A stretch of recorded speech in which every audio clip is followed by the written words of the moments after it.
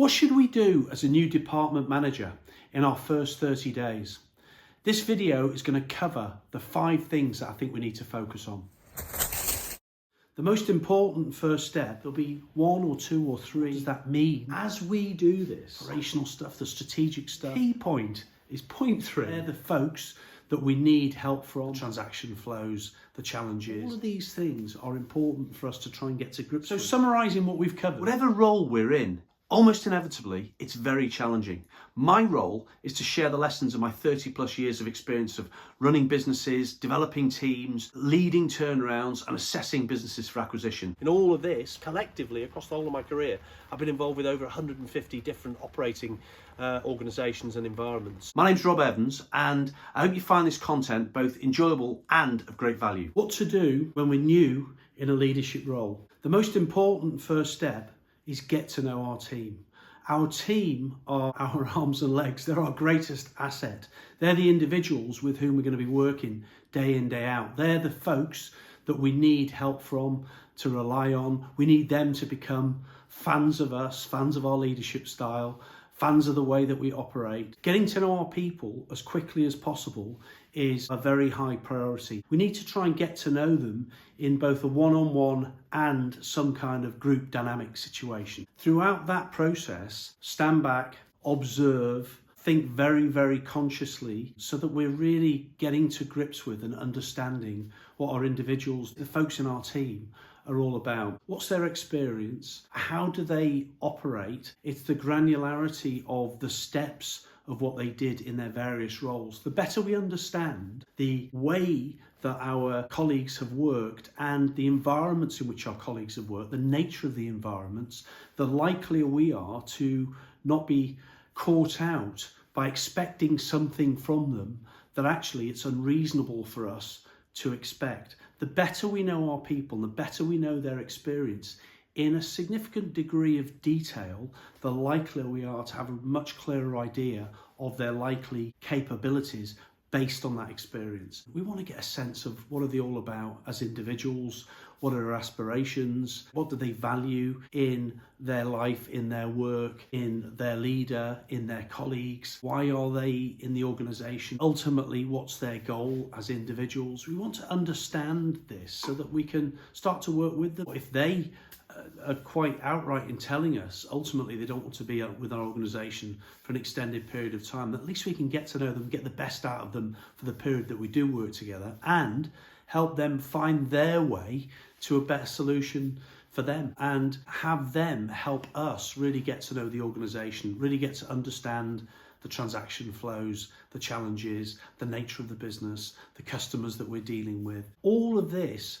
we can get great insight from our people. So the closer that we are to our people, the quicker we get to know them, the better. Think of it as an in-depth interview, but not, or a series of in-depth interviews, but not framed in a way that they are job interviews. Well, I hope you're enjoying and getting great value from this video. Please give it a like and please subscribe. It really helps. Thank you. Get to know folks, spend time with them. The more that we are genuinely interested in the individuals that we work with, and we enter into all of our work with a generous, open-hearted spirit, the likelier we are to get to know folks and also to have a fantastic working relationship. So getting to know our people is really important.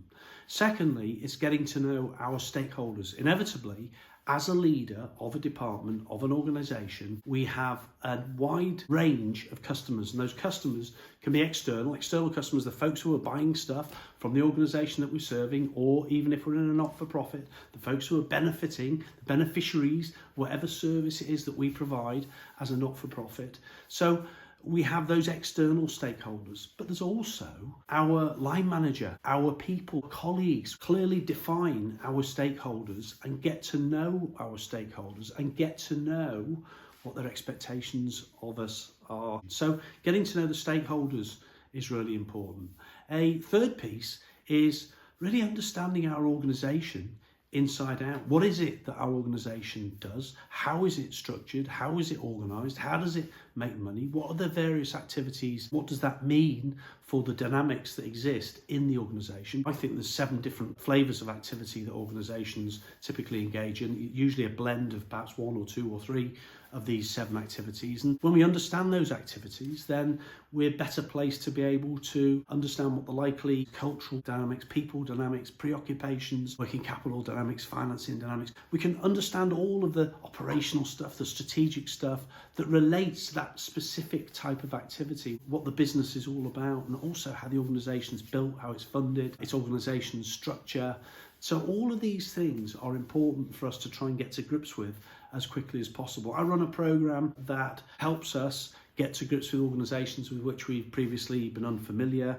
Alongside it, there's guided reflection, thought provocation, it's a whole journey woven together. In amongst all of this is a 30-minute real-world MBA that covers the business ecosystem in which we operate, finance for non-financial managers, understanding organisations from an activity standpoint. You can find the programme by clicking the link in the description or the comments. Also, I do keynotes and talks, lunch and learns, breakfast and learns, online forums. There's an opportunity there also to join the Outperformance Highway community, and there's lots more content all around the website. If you're interested in that, check out the link. The key point 3, is we need to understand the organisation that we're coming into. We're starting to get a good platform. We understand our folks, we understand the stakeholders that we're working with and what their expectations are and what will delight them and what the challenges they've previously experienced. We understand the organisation that we're in and some of its dynamics, and we try and do this very, very quickly. And as we do this, operate in a spirit of a high degree of awareness and consciousness. In many ways, what we learn, we need to capture quickly at a big picture level and start to organise our own thoughts about the individuals, the organisation, the structures, the issues, what the day-to-day is all about. Observe how this thing operates. Identify what the strengths and weaknesses, challenges, opportunities are, and start to frame and put together a plan, a high-level plan. What are the big things that we want to do here? What are the big things we want to move forward in, and how do we think that will benefit us? And of course, in an ideal world, when we're new into a situation, and this is really point 5, we talked about getting to know the people, getting to know the stakeholders, getting to know the organisation, create a summary of what we've learned through our orientation exercise, craft a plan. Point 5 is to identify quick wins and foundational fixes, because inevitably, as somebody new in the organisation, there'll be 1 or 2 or 3 things that we can change that'll have a good impact with not too much effort and not taking too much time. These are really important. If we can identify those and make an impact in our early time we're in the organisation, then that's really helpful. Also, almost inevitably, there's going to be some longer term issues that have emerged from our orientation exercise. Against that backdrop, we can start to put thought to what are we going to do about that? How are we going to address it? How are we going to set about dealing with what needs to be dealt with? And we might find we're short on some information, so we'll be capturing here also, as part of the steps, some more information gathering. We're starting to get a good semblance of a plan, and we have to do all of this against the background of business as usual, because from day one when we get in, we're going to be dragged into meetings and calls and firefighting issues that perhaps we've inherited from the person who previously ran our team, ran our department. We're going to have to do all of this orientation in parallel with business as usual and keeping things ticking over. Be very conscious about how our time is being spent, being very conscious about what we're getting drawn into, and capturing that and starting to think about, well, okay, do I really need to be in this flavour of meeting or these flavours of calls? Create some space to be able to move forward what needs to be moved forward. And also through our orientation exercise, we want to be identifying the gems in our team, the folks that can help us when there's a challenge, when there's a problem, the folks that perhaps are being underutilised, have got great capacity and capabilities that are not really being used to their full potential, and we can start to think about what opportunities we can give to them. These are all ways that we can start to approach the early days in our new role.